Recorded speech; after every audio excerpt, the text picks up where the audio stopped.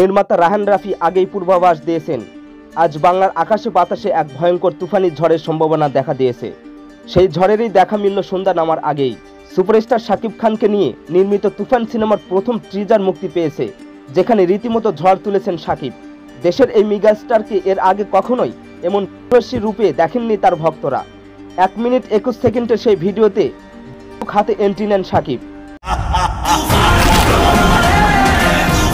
সে সময় তাকে বলতে শোনা যায়, পূর্বের কথা মোতাবেক এখন থেকে পুরো দেশকে তুফানের হাতে তুলে দেব।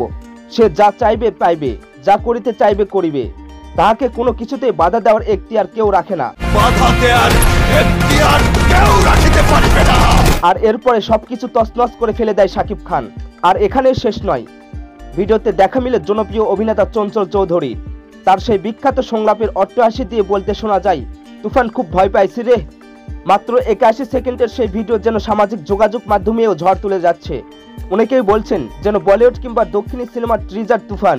রায়হান রাফি ও শাকিব খানের জুটি ঢালিউডের নতুন কিছু উপহার দিতে চলছে। জানা গেছে একজন গ্যাংস্টারের গল্পে তৈরি হয়েছে তুফান সিনেমা, যেখানে উঠে আসবে 90 দশকের চিত্র।